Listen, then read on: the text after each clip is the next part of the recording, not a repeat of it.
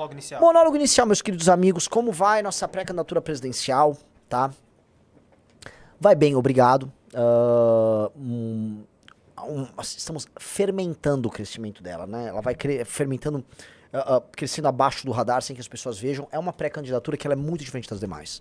Eu tava conversando com, não vou falar quem, né? Mas um desses estrategistas políticos que são contratados por campanhas e por bancos pra ficar falando. E aí o cara basicamente falou, olha, muita gente não levava a sério a sua pré-candidatura porque a gente não via você falando dos assuntos do que os outros falavam. Lógico, né? Por isso que os caras têm avaliações assim, olha, há uma terceira via de direita que precisa surgir, então o Ratinho é isso. O Ratinho nem existia direito em redes. Mas o Ratinho... não, agora o Zema falou do STF, tudo bem. Mas isso é como se fosse uma camada externa de discussões. E há uma coisa chamada Brasil. E nós estamos trazendo propostas para o Brasil, República Federativa do Brasil. E as discussões que acontecem no Brasil, as discussões no interior de Santa Catarina, as discussões no sul de Minas, as discussões no Maranhão, não são exatamente só STF o dia inteiro. E não é que o STF não é importante, lógico que é um dos temas mais importantes hoje, mas ele é um dentre muitos temas. E ele não é mais importante do que outros temas. O que eu quero dizer é, quem é mais perigoso pro Brasil, o STF ou as oligarquias corruptas e o modo de se fazer política no Brasil? Desculpa, o STF é um problema crescente, mas é um problema desde 2012, 2013. As oligarquias corruptas que administram o Brasil e o modo patrimonialista tosco de se fazer política no Brasil existe desde que o Brasil é Brasil. Uma coisa tem séculos, outra coisa mal tem 15 anos, por aí. Então não é igual, a extensão não é a mesma, e o efeito sobre a vida das pessoas não é o mesmo. Inclusive a gente pode falar que um é mais ou menos consequência do outro, porque a manutenção do modelo político completamente corrupto que existe no Brasil, ele tem no STF um mecanismo. Então quando o modelo hegemônico corrupto nosso quebra durante a Lava Jato, eles precisam recorrer ao STF como um instrumento para solucionar isso. Mas são eles que movem isso. Tanto que o homem que falou que precisava se fazer um acordo com o STF, todo mundo era quem? Quem, Riso? Jucá? Romero Jucá. Que não é de esquerda, que não é de direita. Ele é um político de Roraima. É um político de Roraima arquitetar isso. Quem é o cara que enterrou a CPI da Lava Toga agora? Tirando o Flávio que fez um acordo com ele. Quem foi?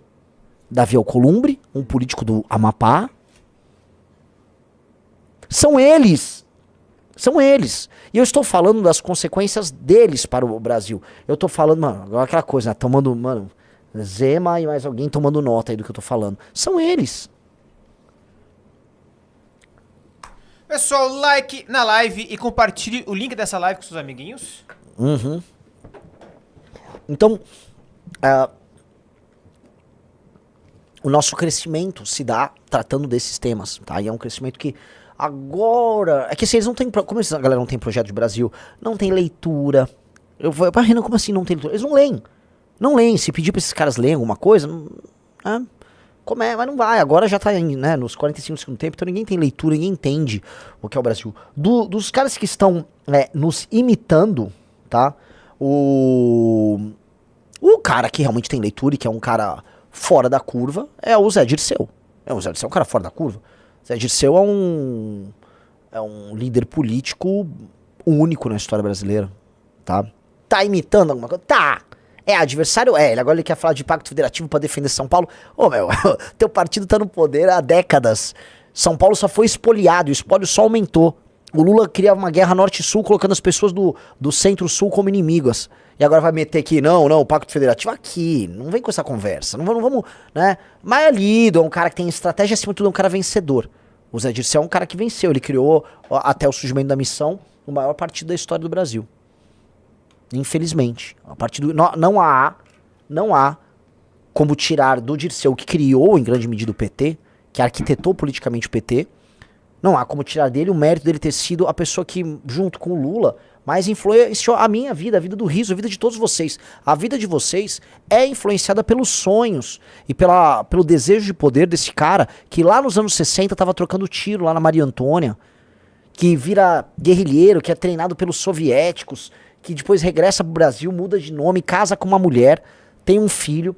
Quando vem a anistia, ele fala pra mulher e pro filho, eu não sou o cara que vocês conhecem, tá? Meu nome é Zé Dirceu, eu tô indo lá pro PT trabalhar, tchau, tchau, adeus. E abandona a mulher e o filho dele no interior do Paraná pra ir tocar o PT.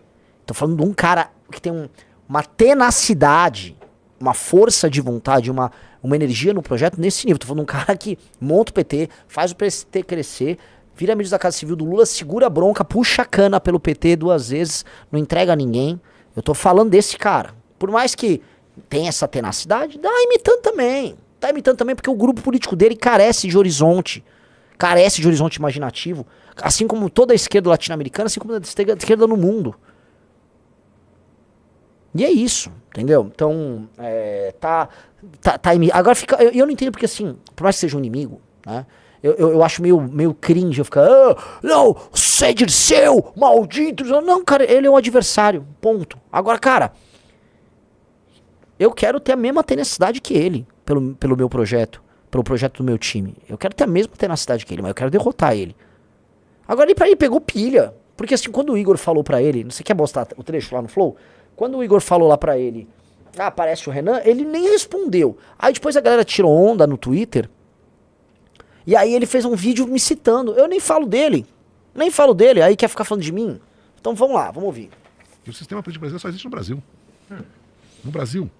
Você não tem fidelidade partidária, tem um mês pra mudar de partido. Tá sem áudio. Você acaba de ver isso aí. Você falar isso lá fora, no outro país, fala, não é verdade, não pode ser. Como é que é? Tem um mês que as pessoas... Partido político em todos os países do mundo, você tem que ter fidelidade partidária. Você saiu 4 anos de quarentena. Você não vai ser candidato outra vez, você vai esperar. Segundo, em todo mundo, Câmara dos Deputados é proporcional à população de cada estado. No Brasil não, tem um mínimo de 8, máximo de 70. Sabe quantos deputados São Paulo perde? 41. São Paulo passa fogo nisso, né? São Paulo teria 111 deputados.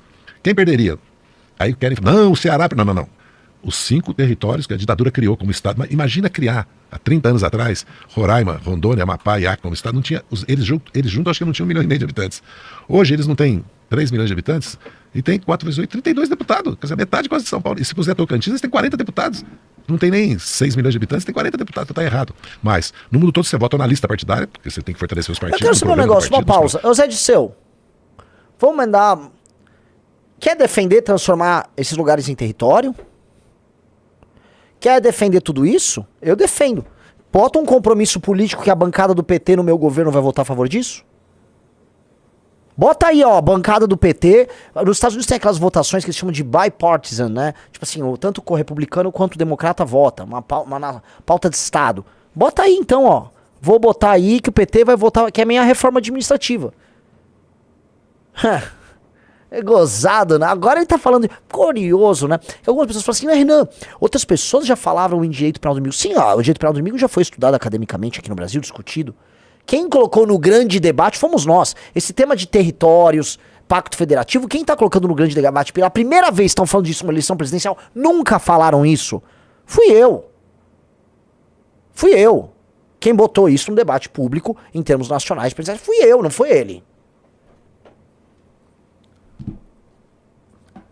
E de um líder que puxa a lista, ou você vota no distrito, ou no misto, como é o alemão, você vota 2 vezes. Você vota no teu distrito e vota numa lista. Calcula o número de deputados pela lista, por isso que chama... Isso aí ele já fala faz tempo. Isso aí tá numa proposta de reforma política dele e eu vou dar minha opinião sobre reforma política. Também acho que tem que ser voto em lista. Eu acho que esse lance do votei pra deputado, e eu vou explicar pra vocês que estão nos assistindo agora. Votei pra deputado, eu voto na pessoa e não no partido. Você cria uma distorção colossal. Porque você fica votando na tiriricagem e no vamos botar aqui, no político paroquial local do Centrão. Quando você tem voto em lista fechada, o partido monta a lista. E aí, a pessoa vota no partido. E aí o número de votos que o partido tem gera a proporção, e aí vai pegar o número de pessoas que estão na lista. A Argentina é assim, Portugal é assim. Então, em vez de você ter um